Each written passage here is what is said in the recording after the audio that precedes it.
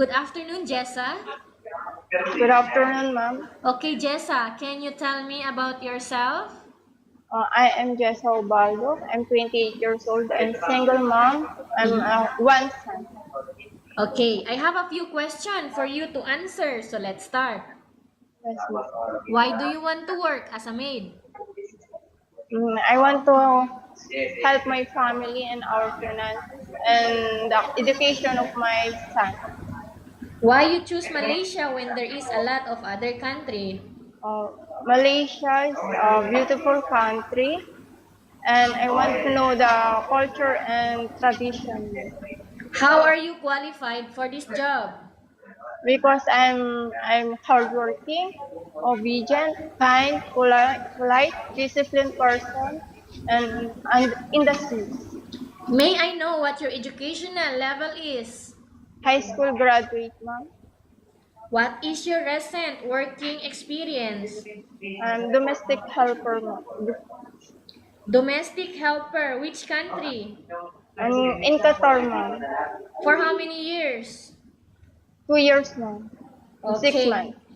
Okay. Do you have experience of taking care of babies? Yes, ma'am.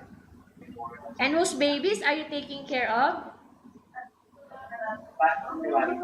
Children, ma'am. Okay. How about elderly people? No, ma'am.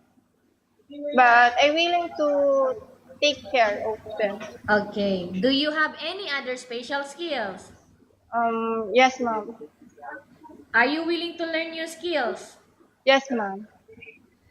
Are you willing to work with a family where the mother-in-law or any relatives stay together? Yes, ma'am. Currently, are you still working now? No, ma'am. Do you know how to cook? Yes, ma'am. What sort of food can you cook? Filipino foods, ma'am, and Arabic foods. Okay, how about other dishes like Chinese food, European, Indian food, and Malay food? No, ma'am. Are you willing to learn? Yes, ma'am. Okay. Are you aware that you will have to do washing, cleaning, ironing, and cooking? Yes, ma'am. From all the house chores like washing, cleaning, ironing, and cooking, which do you like most? Cooking, ironing, laundry. If ever you were selected to work in Malaysia, who will take care of your kid? My siblings, ma'am, and my father. You are not allowed to use handphone during working hours. Yes, ma'am. You are only allowed to use handphone after you finish all the works and when going to bed. Yes, ma'am. You are strictly needed to surrender the handphone to your employer in the morning and your employer will return back to you once you're going to bed. Yes, ma'am.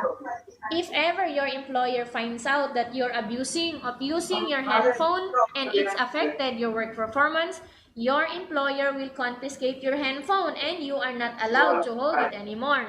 Instead, Yes, your ma'am. employer will allow you to call to your family 3 times in a month. You're only allowed to bring normal phone and you are not allowed to bring smartphone. Are you Yes, agreed for the terms and conditions? yes, ma'am.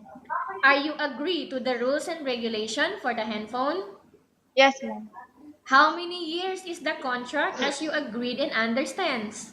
2 years, ma'am. Can you describe for me your ethics, your attitude? I'm hardworking, polite, industrious, and disciplined person. How can you assure to us that you will work hard in Malaysia? Because I want to help my family and our finances, and I'm dedicated to my job. And I don't want to disappoint my employer. Can you promise not to use the telephone without the permission of your employer? Yes, ma'am. Can you promise not to put on makeup but to dress properly while work? Yes, ma'am. Can you promise not to invite friends and relatives without the consent of your employer? Yes, ma'am. Can you promise not to ask for advance salary from your employer under any circumstances? Yes, ma'am. Do you really understand of the rules and regulation of the agency? Yes, ma'am. Do you pay any placement fee for you to come to Malaysia to work as a maid? No, ma'am. Do you have any history of sickness, breast cancer, or any other illness? No, ma'am. Do you suffer from any skin diseases, allergy, or physical defect? No, ma'am. Have you suffered from any serious illness? No, ma'am. Do you smoke? No, ma'am. Have you undergone any operation? No, ma'am. Are you medically fit? No, yes, ma'am. Are you in any medication? No, ma'am. Are you allergic with any food? No, ma'am. Are you preferred to work for the employer of any race? Yes, ma'am. Are you preferred to eat the type of food taken by your employer? Yes, ma'am. Are you afraid of being left alone in the house? No, ma'am. Are you afraid of dogs or other pets? No, ma'am. Can you promise to work according to instruction from your employer? Yes, ma'am. Do you have any immediate family working in Malaysia? No, ma'am. Okay, Jessa, we have finished our question section. Let's go to case study. I have a case study for you and I want you to answer me truthfully, okay? Yes, ma'am. Upon arrival here in Malaysia within 6 months only, if ever any of your family members passed away, what will you do? I continue to work in Malaysia, ma'am, because I want to help my family. Tell us about yourself and why do you want to work in Malaysia as domestic helper?